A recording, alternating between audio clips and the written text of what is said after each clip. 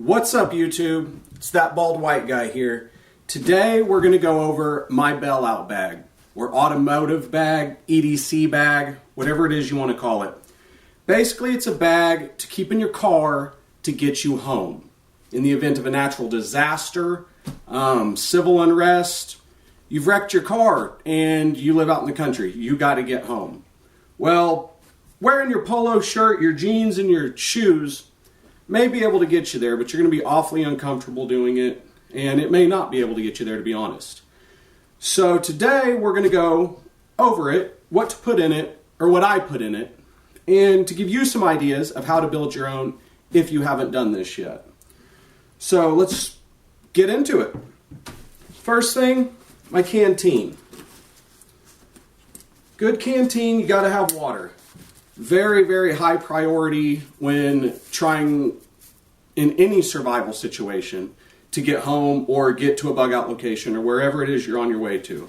So a good canteen is key. Inside here, we've got some potable water tabs to help purify any impurities inside the water. If I have to drink from a river or a local lake or anything, try to keep me from getting sick tomorrow. There's also life straws available. There are multiple ways to get your water purification. This is a simple, lightweight way, tried and true. So I went ahead and went with those with my canteen. The carabiner, it connects the canteen. This is a rock climbing carabiner, so it's very strong. If I need to use it in any kind of survival situation, it could also come in handy. On the other side here, another very important, not near as important as your shelter or your water, but food. Keep a little bit of food, especially if you've got kids with you or something, you're trying to get home, wherever it is you're going. Kids are a lot less tough, I guess to say, when it comes to food. If they get hungry, they could be a huge obstacle in getting everybody safe. Home safe, excuse me. So I've got a couple Cliff Bars. There's rarely any chocolate or anything in them, so they can't melt. They stay good and sturdy through all kinds of weather, because the bag just stays in the car. 250 calories each, so you got 500 calories here to keep you going, and or anyone in your party. That takes care of that side pouch. Over here, a few necessities, in my opinion. Guy like me, that bald white guy, sunblock. Sunblock, why it may not help you right when you're in the thick of things, and you may not even think about it. It's hard to think about sunblock when you're at the lake without your wife or girlfriend telling you, put on the sunblock. Anyways, I keep some in there. My head, I'm a fairly light-skinned guy with shaved head. So sunblock can save you a lot of pain tomorrow while you're trying to get home today. Put that there. Kind of along the same lines, lip balm. If it's a cold night or a cold day and your lips are chapped, it can very quickly kind of take over your mental state. Just some basic general uncomfortable feelings, and it's all you can think about, and the next thing you know, you've rolled your ankle or something. So, very small, weighs nothing, costs nothing per se, and can save you a lot of basic pain and uncomfort while trying to get home. Purell hand sanitizer. Why not? You know, stay clean. You're going to be touching a lot of nasty stuff, I would imagine, if you're in one of these types of situations. This is quick, it's easy, it's light. They're small. You can get them in the travel department in any store. And they will keep you generally clean. Obviously, it's not as good as soap and water, but it can get you there. Come here to the front pocket. A little more comfort. Comfort gum. Keep your mind kind of straight. Keep your mouth wet while you're hiking. Honestly, I could use a little bit right now. But another simple thing to kind of keep you some kind of comfort level while you're trying to get home, so you can also stay focused on the mission at hand. That's all that's in the front pocket. So we're going to come to our smaller pocket here. By the way, this is a low pro camera bag. A lot of these videos you're going to see, I use what I've got. You know, there's no reason in going out and spending $150 to get some military grade bag that you're going to need for 24 hours to get you home. These low pro camera bags are relatively cheap. You can get them secondhand on eBay or at a Goodwill. 10, 15 bucks. They're usually padded, they're water resistant, and you can get them in all different sizes. This is a lot smaller than a standard backpack, which in my opinion, filling up a standard backpack for a bailout bag is a little much. The weight will get to you at that point. If you've got 20, 30 miles that you're hiking, too big a bag, too heavy of a bag can end up being more of a hindrance than a help. So packing light and efficient and small, in my opinion, can be great for a bailout bag. While we come inside, a map. You know, we never know where we're going to be when any of this could happen. I live in Texas, Central Texas. Keeping a map can be great also in conjunction with maybe some other devices that we'll find a little bit down the road in here. Moving along, these things. These can keep you going, well, 5 hours at a time, maybe 3.5. But anyways, it's 2 a.m., you've rolled your car like I mentioned earlier, or whatever, and you're not as bright and bushy-eyed as you would be, you know, at noon, right after you've had lunch, and you're a little down on energy. These could be a savior. 5-hour energies, again, cheap, light, energy on the go. As we move along, a good knife is always kind of key. This is a dive knife, scuba diving knife. It's got high-grade steel. It's made by Winoka. Serrated back, if I need to saw on anything, cut some branches to make me a shelter. The bottom is also steel and heavy, so I can use it as a hammer if I need to. So it's kind of a dual use. Got something to open cans here if I need to. So this is pretty good blade, pretty good knife.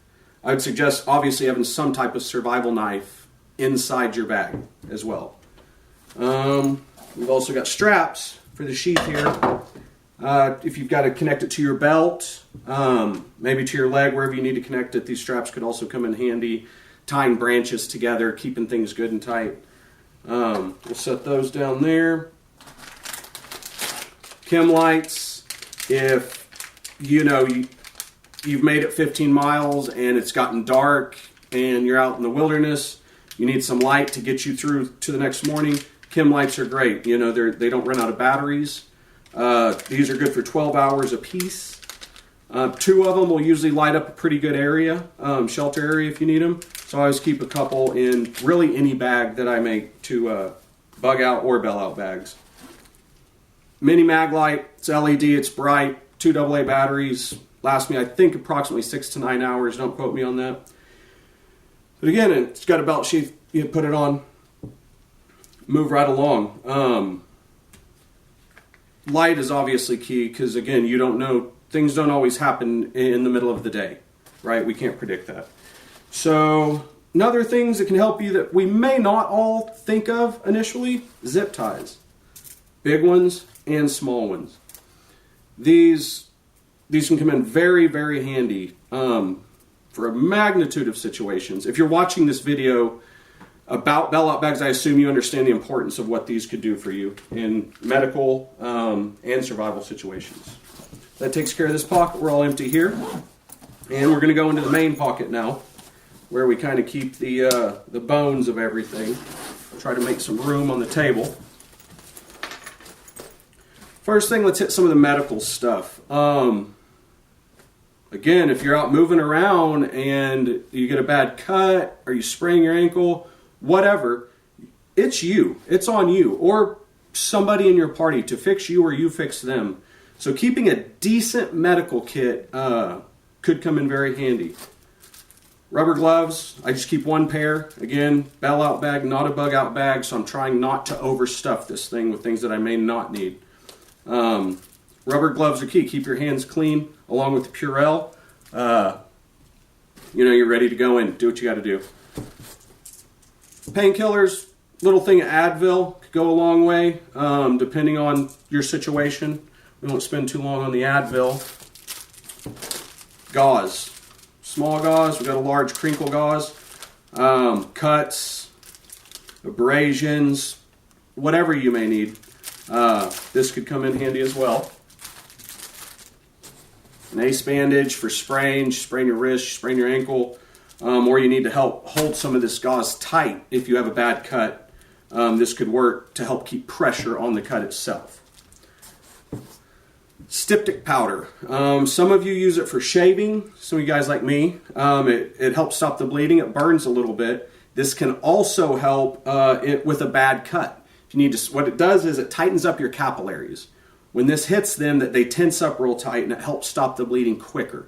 So if you're kind of on the move and you've got to fix yourself and move, this can come in handy. I got this at PetSmart, I believe. People use it for dogs' claws. I think it's $3-4. Nothing expensive, but can come in really, really handy. Inside here, this is my old school cell phone safe. It's waterproof, is how it made it in the bag. So it could come in handy in multiple ways. Basic sewing kit. Could come if you got to stitch yourself up, for whatever reason. Keep a sewing kit in here. They're small, they're lightweight, they're $2 at Walmart. I've also put in here some strong fishing line and a couple safety pins, which fit in, didn't take any more weight really, and could come in handy. Athletic tape, small thing of tape again to hold gauze on, keep pressure on something. Multiple uses, very light. As we go through, we've got some iodine to clean any wounds that may occur.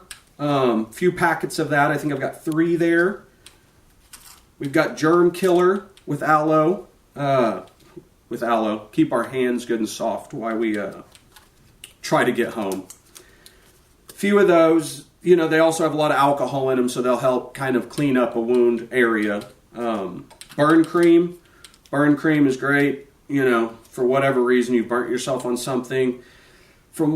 Also sunburn, if you forgot your very important sunscreen, this will help with sunburn, help kind of cool it. I think it'll help with some stinging and itching as well.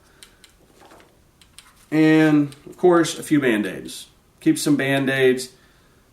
You're probably not going to be worried about a Band-Aid if you nick your finger or even putting it on if you're trying to get home. But a lot of times on the back of my ankles, if I'm wearing the wrong shoes, it starts to rub and gets really irritated. And again, that stays on your mind and then you end up hurting yourself further down the road. So these can come in to just help block that. That takes care of about all the medical stuff, so we're going to keep moving along. Paracord. In any form, shape, or fashion, you're going to want to keep some cord with you. You will probably almost indefinitely use cord every time in a real survival situation. You will need cord of some sort, or you will wish you had it. So keep some. I've got a couple braces, small one, cheap one with some lightweight stuff, and then I've got a fairly heavy one that was done by a friend of mine to use for heavier duty type stuff. If I need to, use the Carabiner or something. I would use that cord. Bug spray. Don't forget bug spray. If something happens, it's going to be the day it's wet outside and mosquitoes have been going crazy. So don't forget the bug spray. A small can, again, in the travel department at your local grocery store, Walmart, wherever it may be, about $4. Save you a lot of heartache. I just remembered, I've got a couple more medical supplies in here. Can never have enough medical supplies. These are 2-inch 2x2 gauze pads. I've got 4 of them. For smaller cuts, if you don't need to completely wrap something up, or if you need to stuff something that has been gouged open, this could help. Weather and emergency radio. A lot of these situations you end up because of weather in one of these situations. Katrina or the flooding we've had here in central Texas recently. Keep one of these on you with some batteries, kind of help keep you up to date with what may be coming in your way that you would rather not know that was coming. Small GPS device. This is a Garmin Venture HC. They make multiple different kinds. Magellan makes them, Garmin makes them, tons of companies. I would suggest having one if you'll drop the $40-50 on one if you can. It'll save you a lot of time and heartache trying to read a map and using your compass, which should always be a good backup, by the way, to your GPS unit, a map and a compass. But this, it'll save you a ton, especially if you have your home base set in there. See where you're at, get you where you're going. Very easy to learn to use one, by the way, if you don't have one yet. Inside here, we've got our fire. We've got a magnesium fire block with flint, and then we've got a tender tin. The tender tins, and I believe the blocks as well, are available at survivalresources.com. That's not a paid plug or anything. It's just where I order a lot of my gear that I put in my bags. The tin itself is waterproof. It's inside a bag. I believe this is magnesium. It's obviously waterproof. You shave some off, and then you hit the flint with a knife, and it ignites it. Inside are some small pieces of tinder to get your fire going. Fire, very important while trying to get home. Duct tape. Of course we want duct tape in there. I went with the blue and purple tiger or cheetah print, apparently. Probably found it around the house. Whatever. It's duct tape. It's even duct tape brand. Strong stuff. I don't even have to make the argument for duct tape. It's been making its own argument for years on how incredible duct tape is. A multi-tool. This is a Bear Grylls Gerber. I won't say any would do. Don't go get the cheapest one you can find, because this can be very, very handy, and of course it'll be the one thing that ends up breaking if you don't spend at least a little bit of money. This isn't a Leatherman. I think this was maybe $35. It's got all your tools in it, your pliers. I keep one in the car as well, but I keep one in my bag, you know, if you roll the car away and you just can't find it. So some type of multi-tool, try to keep that in the bag if possible. Batteries. So the batteries for the Garmin and for the weather radio, for the flashlight. Never keep your batteries in any of this stuff. It could ruin the unit, and it also run the batteries dead. So I keep them all separate. Any that have been opened, I tape up, and I keep them separate so they don't bump into each other. And a brand new pack. I've got a dozen batteries here, AA's. Everything I have here happens to take AA's. That was by design. I would suggest if you could do that as well. It can save you some weight having to figure out what batteries you need to get, how many, and everything's interchangeable. I'm just going to continue to stack this here. So, binoculars, obviously not a must. Could be a good help if you have to do some off-roading. To try to maybe cut through a way to cut yourself a decent amount of miles off your hike. This is a very, very small pair. Probably $20. I would imagine I got them at Academy. I'm not sure. Like I said, not a must. If you can fit them and find a small pair, they could come in handy. A few things. Got an emergency survival blanket. It's the typical reflective ones. They're not very strong. They're not very durable. But they could work for a night. They could definitely work for a night and help get you through that, especially if it's cold. They could help with the shelter, a rain block, or whatever it else may be. Again, with rain, emergency hooded poncho. This is a Walmart one. I think they're 99 cents a piece. Keep one in your bag. Definitely keep one in your bag. It could be bright and sunny one day and you're out in shorts and a t-shirt, and next thing you know it's raining. This poncho could also work as a cover for your bag. You could cut it open and use it as shelter if you need be, along with, you know, some of the cord and the duct tape and such. You may have to get creative. This could help, and it's very lightweight. If you wipe with the wrong paper or the wrong leaf, you could be in big trouble tomorrow. So I always keep a little thing of Charmin to go. When you got to go, you never know. So keep Charmin to go. Again, not a paid plug. No one's going to pay me to plug anything, obviously. But self-explanatory again. You grab the wrong leaf or something, you could be in big trouble.